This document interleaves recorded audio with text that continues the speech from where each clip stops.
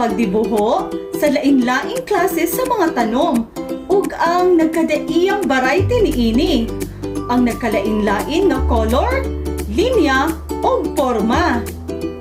Kini importante nga atong matun-an aron atong mapalanggo ang imong pagkamamugnaon. Importante kini nga atong mahibal-an aron mabansay ang kanindot sa imong imahinasyon.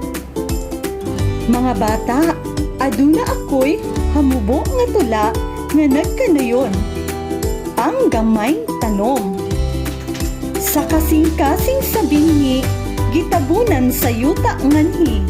Ang gamay tanom na hinanok sa ilalom. Mata, matud sa adlaw. Gawas ug pagtukaw. Mata, matud sa tingog. Sa ulan nga midhunog.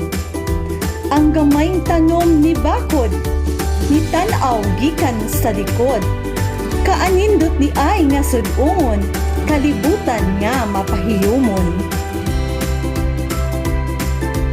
Kaanindot sa maong tula mga bata no. Niining tumura mga bata, atong tun-an ang nagkalain-laing parte sa tanom. Mao kini ang atong tanom. Mao kini ang iyahang ugat, ang iyang sanga, ang dahon, ug ang iyang mga bulag. Ikaw kunubi, unsay kawag ani? Sakto, mao kana ang iyang ugat. Unsay tawag kuno ani? Correct, mao na ang iyang sanga. Kani mga bata, unsay tawag niini?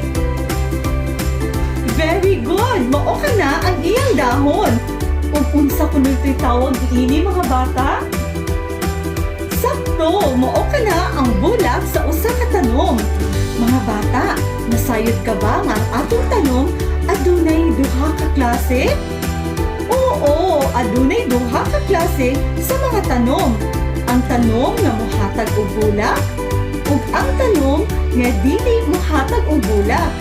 Ang pananglitan sa tanom nga mohatag og bulak sama sa rosas. Ang rosas usa ka klase sa tanom nga mohatag sa bulak ug ang pananglitan sa tanom nga dili mohatag og bulak sama sa San Francisco. Ang San Francisco nga tanom dili kana mohatag og bulak mga bata. Niining tungura mga bata, gusto na ko nga imong idibuho ang mga tanom nga imong makita sa inyong palibot o sa imong balay. Andam ka na ba?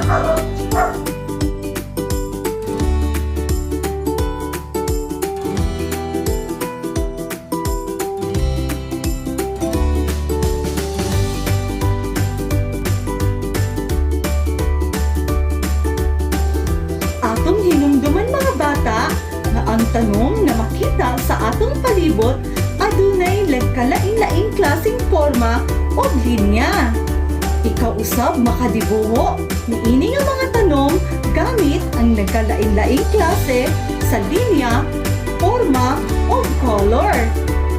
Atong hinumduman ang duha ka klase sa tanom. Ang tanom na mohatag og bulak ug ang tanom na dili mohatag og bulak.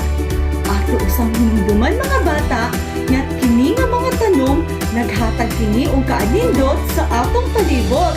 Kini usab nga mga tanom naghatag og kapresko sa atong hangin. Ato kining buhaton mga bata. Butangi og check ang tanom nga mamulak ug ikis kung dili kini mamulak.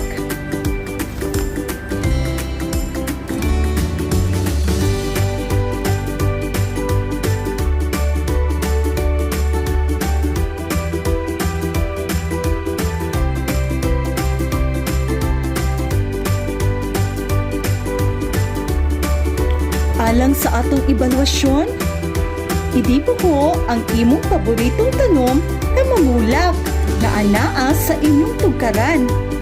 Idibuho usab ang imong paborito nga tanom na dili mamulak na anaa usab makita sa inyong tugkaran.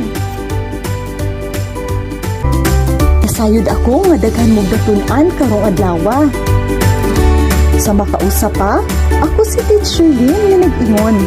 Ang bata nga maningkamot, taas og makabot. Daghang salamat sa inyong pagpaminaw o sa inyong partisipasyon. Hantod sa sunod kita. Bye!